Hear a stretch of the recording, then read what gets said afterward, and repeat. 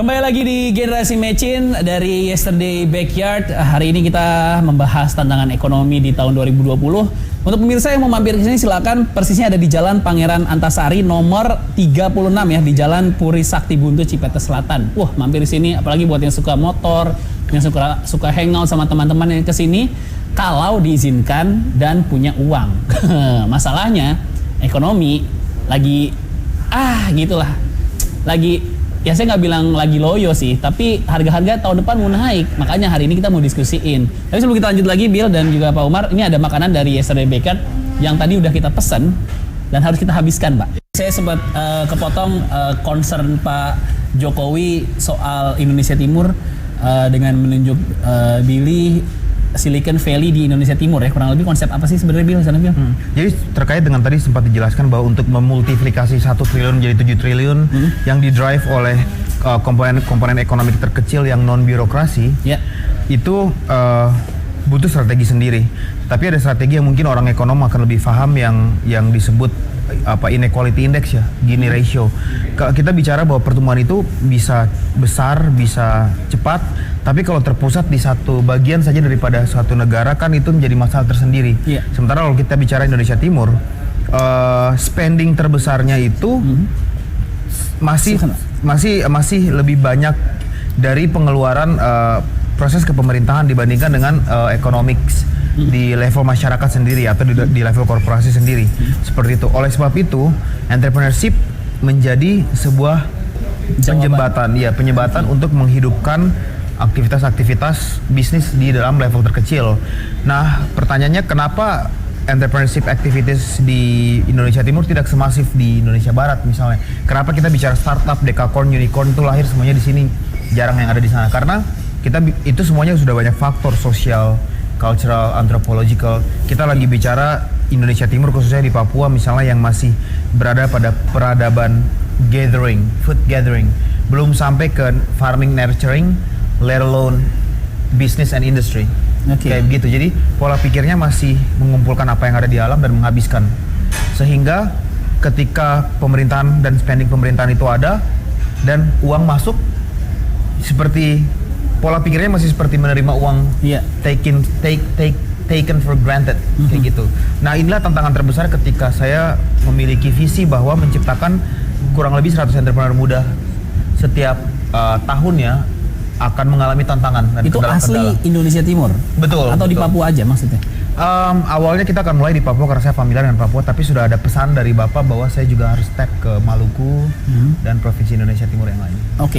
Kira-kira tapi apa yang akan Billy hadapin di Indonesia Timur? Tentu itu bukan pekerjaan yang gampang. Tadi saya sampaikan itu akan yang menjadi kendala tadi adalah social cultural anthropology yang men-shape mindset dari bagaimana masyarakat bersikap. Seperti itu. Tadi saya sampaikan masih berada pada peradaban food gathering. Masyarakat yang berada dalam peradaban food gathering itu pola pikirnya adalah mengumpulkan apa yang ada lalu menghabiskan. So jadi how to break the mindset itu seperti itu. Makanya perubahan pola pikir atau yang kita sebut dengan human engineering atau social engineering itu takes time. Kayak gitu, itu yang harus difahami oleh. Tapi harus dimulai. Iya betul. Jadi tadi disampaikan adalah Pak Habibie sudah mulai Habibinomics ya. Habibinomics artinya apa yang dimulai saat itu mungkin akhirnya dipanen baru sekarang. Mungkin saya adalah produk dari Habibinomics itu. Kita apa yang mungkin nanti Pak Nadiem Makarim mulai sekarang. Jangan berpikir 4-5 tahun lagi harus jadi. Kalau kita bicara manusia dan pola pikir itu takes time. 10, 15 sampai 20 tahun, bahkan merubah peradaban itu secara teori butuh 100 tahun. Untuk dari satu level ke level yang lain. Jadi secara realistis saya kemudian men-set short term target, medium term target, dan long term target. Itu bagus juga untuk ngomongin long term target berhubungan sama ekonomi. Saya mau nanya ke Pak Umar dan juga Billy, apakah pemindahan ibu kota itu salah satu solusi untuk long term pemerataan ekonomi? Pak Umar? Ya, salah satu upaya kan kalau kita lihat negara yang sebanding lah ya dengan Indonesia yang juga ingin jadi negara maju, berhasil kan dipindahkan ke Brasilia ya. Walaupun memang tantangannya kan berat. Itu serupa sebetulnya karena saya kira dari Rio de Janeiro, kota yang terbesar itu kepada Brasilia itu mungkin 1 jam atau 1,5 jam. kita nanti ke Kalimantan Timur ke Balikpapan juga kurang lebih kan. Itu jauh sekali Pak sebenarnya. Iya, nah nanti tantangannya adalah kalau kita mau meneruskan tadi itu adalah bagaimana kalau sekarang ini kan dianggap bahwa Anda bisa bayangkan 50% lebih, dan kalau mau dibilang Indonesia bagian barat itu kan practically kan hampir 80% kan di Indonesia Barat gitu. Nah ini kan masuk Indonesia Timur. Itu jadi sebenarnya salah satu upaya pemerataan. Tapi jangan taken for granted. Karena nanti harus mengupayakan untuk membuat satu kota itu hidup tidak mudah. Betul. Dan kalau kita lihat yang negara yang udah maju kan Amerika berhasil dengan Washington DC. Nah dalam hal tertentu kan Anda pernah di sana juga kan, di Australia dengan Canberra.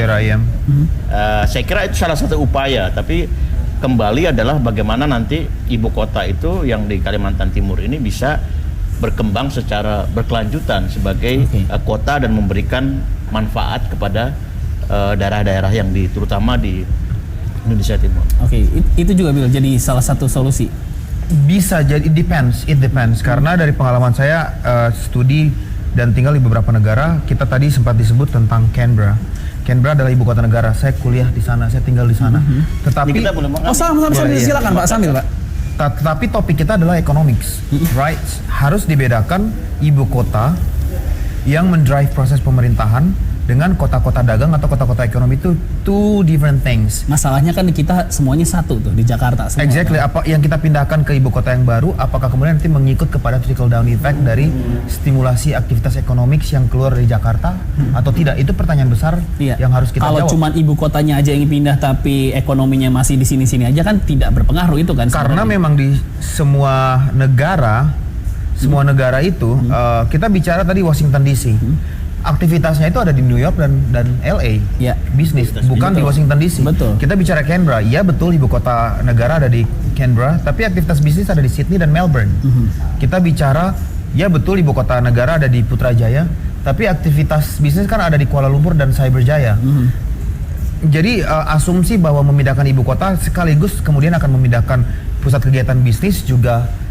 Tidak bisa segitunya. Tidak bisa sebegitu cepatnya, harus ada strategi untuk ke sana gitu. Dan pemindahan ibu kota pemerintahan hanya birokrasi saja, itu kemudian mungkin nanti hanya akan sekedar memindahkan dalam tanda petik mungkin kantor-kantor pemerintahan saja. Oleh sebab itu yang kami kebetulan ada di gugus tugas kami juga sebagai staf khusus Presiden bidang inovasi, untuk melihat sistem bagaimana yang bisa kami inovasikan untuk mendrive kegiatan bisnis along with pemindahan ibu kota tersebut.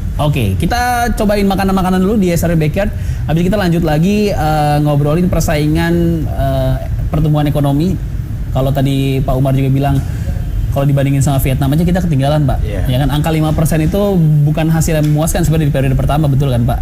Nah ini tantangannya apa yang harus dilewatin di periode kedua ini, kita bedah poin per poin Pak. Dan juga ada Bill di sini yang mewakili millennials. Tantangannya apa sih khususnya di millennials Bill? Abis ini bakal kita bahas tetap di generasi Mecin.